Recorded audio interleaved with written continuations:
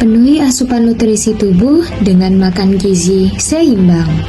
Sebelum kita lanjut, apa sih gizi seimbang itu?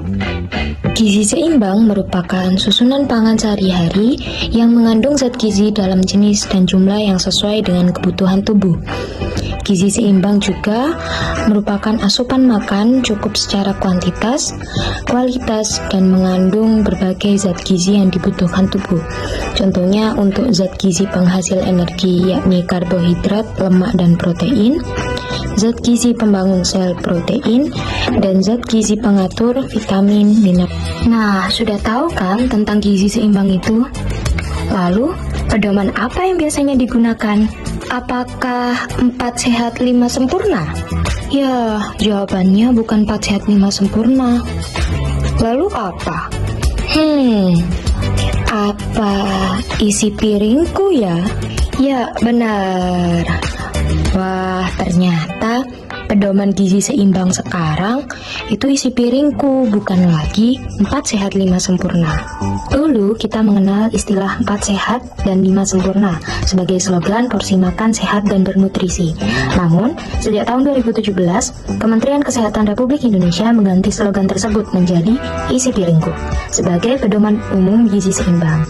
Dibandingkan dengan 4 sehat 5 sempurna, isi piringku juga menekankan pada berapa banyak porsi makan yang ideal dan menggunakan perumpamaan saji dalam satu piring. Pembagian isi piringku yang pertama yakni ada buah. 1/3 dari setengah piring dianjurkan untuk mengonsumsi buah. Contohnya bisa pisang, alpukat, stroberi, manggis maupun blueberry. Lalu pembagian kedua yakni sayuran. Sayuran memiliki tempat 2/3 dari setengah piring. Contohnya bisa berupa bayam, tomat, kubis, mentimun, maupun wortel. Makanan pokok menempati 2/3 dari setengah piring. Contohnya bisa berupa kentang, nasi, roti, jagung, maupun ubi. Lauk 1/3 dari setengah piring. Contohnya bisa berupa telur, lele, ayam, jamur, dan tahu. Oke, kita selanjutnya akan membahas tentang nutrisi pada ibu hamil. Semua ibu tentunya menginginkan anaknya lahir dan tumbuh dengan sehat, mulai dari bayi, balita, remaja, dewasa, dan hingga tua nanti. Jika ingin tumbuh dan lahir dengan sehat, tentunya tidak akan lepas dari nutrisi yang seimbang. Kebutuhan gizi pada masa kehamilan akan meningkat sebesar 15% dibandingkan dengan kebutuhan wanita normal. Peningkatan gizi ini dibutuhkan untuk pertumbuhan rahim, volume darah, plasenta, air ketuban, dan pertumbuhan janin. Makanan yang dikonsumsi oleh ibu hamil akan digunakan untuk pertumbuhan janin sebesar 40%, dan sisanya 60% digunakan untuk pertumbuhan ibunya. Nah, lalu bagaimana sih ibu bisa mencukupi kebutuhan hariannya? Menurut AKG, angka kecukupan gizi tahun 2019 sudah dijelaskan bahwa ibu hamil dengan kelompok umur tertentu serta trimester tertentu memiliki kebutuhan asupan harian yang berbeda-beda. Selain energi, ibu hamil juga dianjurkan untuk meningkatkan asupan vitamin dan mineral. Seperti yang ada pada tabel, saya beri contoh, misalkan ibu hamil dengan umur 25 tahun dengan anjuran asupan vitamin A 600 dan dia sedang dalam trimester kedua. Berarti di total 600 saat umur dia 25 tahun ditambah dengan 300 kebutuhan dia saat trimester 2. Sama dengan kebutuhan asupan vitamin A per hari ibu hamil tersebut ialah 900 vitamin A.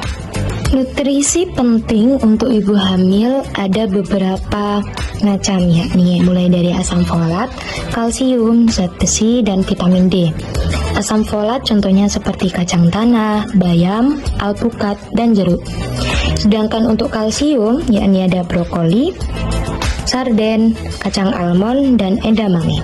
Untuk zat besi yakni ada daging merah, kacang merah, dark coklat, dan tahu. Dan yang terakhir yakni vitamin D, yakni sereal, jamur, susu, telur, tuna, salmon, dan kubis. Yaitu layanan terpadu pranikah atau laduni. Laduni merupakan bentuk layanan prakonsepsi sebagai jalur distribusi multimikronutrien atau MMN, yaitu calon pengantin akan mendapatkan vitamin laduni. Vitamin laduni ini bisa dikonsumsi oleh calon pengantin perempuan yang akan menikah, lalu dilanjutkan oleh ibu hamil secara intensif. Tujuan dari pemberian vitamin laduni yaitu sebagai upaya preventif dalam rangka menurunkan masalah anemia, mencegah komplikasi saat hamil nanti, mencegah BBLR atau berat badan lahir rendah, lalu mencegah kematian ibu melahirkan, dan menyelamatkan 1000 hari pertama kehidupan atau HPK. Selanjutnya yaitu kebutuhan energi calon pengantin menurut AKG 2019.